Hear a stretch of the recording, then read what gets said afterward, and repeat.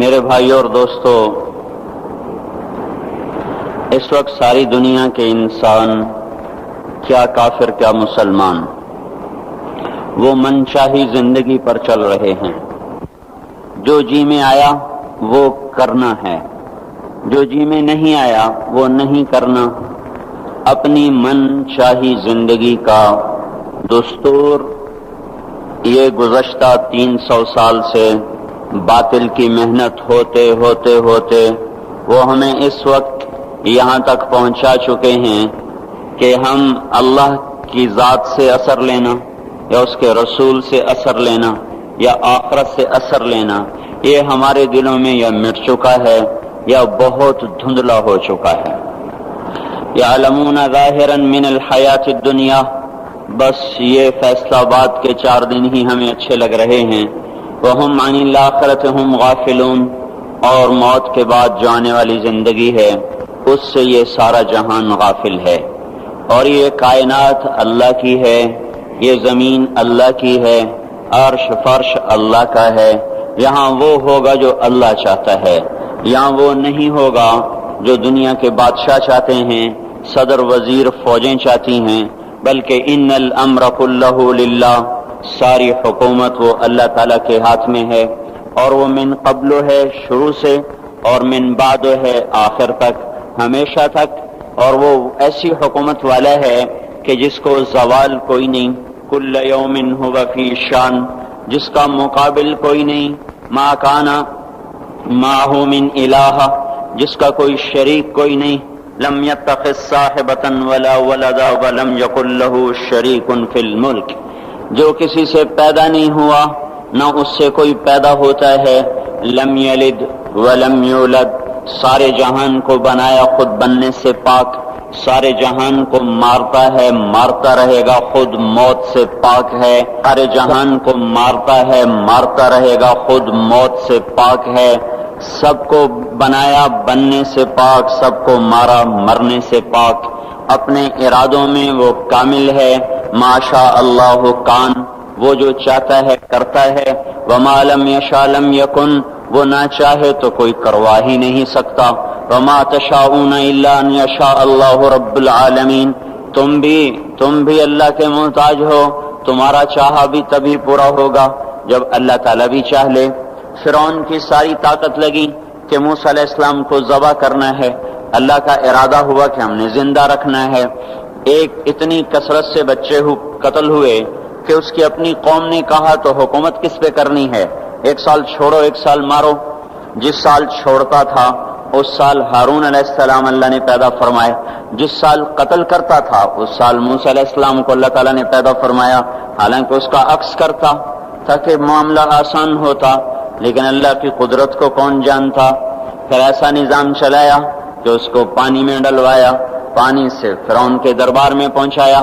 موسیٰ علیہ السلام کی والدہ غمگین، جب یہ دریا میں ڈالوں گی یا ڈوبے گا یا مرے گا، اور اس سے بچانا چاہتی ہوں تو اس موت میں جا رہا، تو اللہ تعالیٰ نے ارشاد فرمایا فَإِذَا خِفْتِ عَلَيْهِ فَأَلْقِيهِ فِي الْيَمِّ، اسے سمندر میں دریا میں ڈالو۔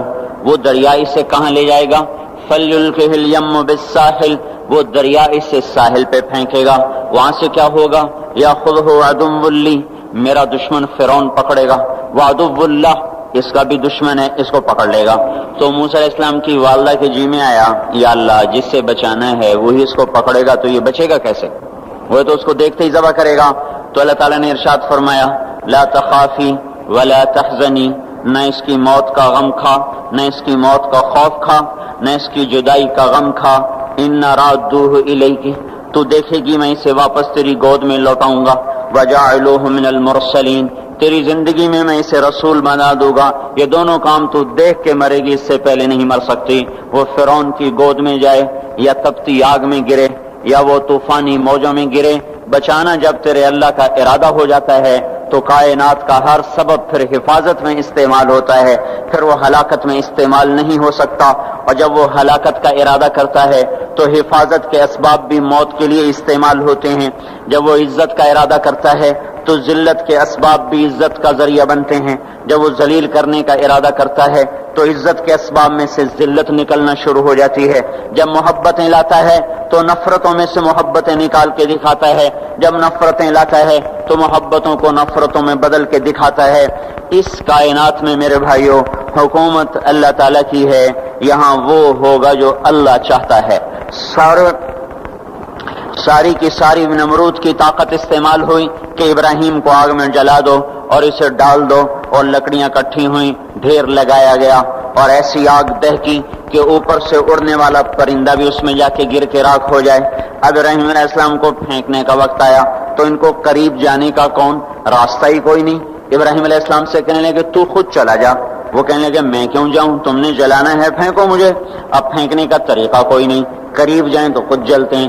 شیطان نے ایک ہتھیار بنا کے دیا غلیل کی طرح، اس میں ڈال کے پھینکا، کپڑے اتارے، رسیوں سے باندھا.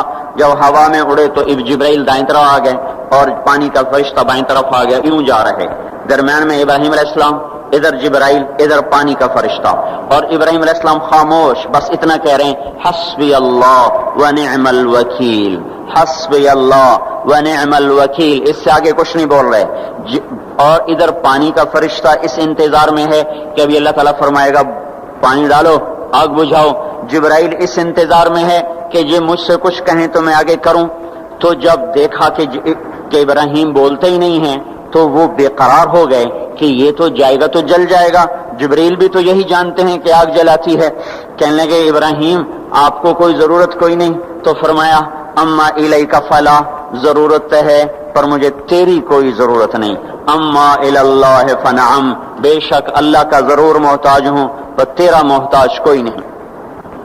جا رہے، جب جبرائیل سے بھی نظر ہٹ گئی اور پانی کے فرشتے سے بھی نظر ہٹ گئی تو اللہ تعالیٰ نے براہ راست آگ کو حکم دیا نار کونی بردن وسلام علی ابراہیم، اے آگ ٹھنڈی ہو جا سلامتی کے ساتھ میرے ابراہیم پر. تو اللہ جل جلالہ نے ایسا ٹھنڈا فرمایا، اس کی گود کو ایسا، اس کے شولوں کو گود بنا دیا. شولوں نے ابراہیم علیہ السلام کو گود میں لیا جیسے ماں بچے کو چارپائی پہ لٹاتی ہے، ایسے آرام سے انگاروں پہ بٹھا دیا. آگ کو شفاف بنا دیا، یہاں تک کہ ابراہیم علیہ السلام کا باپ آزر جو جانی دشمن اور قتل کے در پہ، جب اس کی نظر پڑی تو اس کی زبان سے بھی بے ساختہ نکلا نعم الرب ربک یا ابراہیم، اے ابراہیم تیرے رب کے کیا کہنے، کیا ہی زبردست ہے تیرا رب. میرے بھائیوں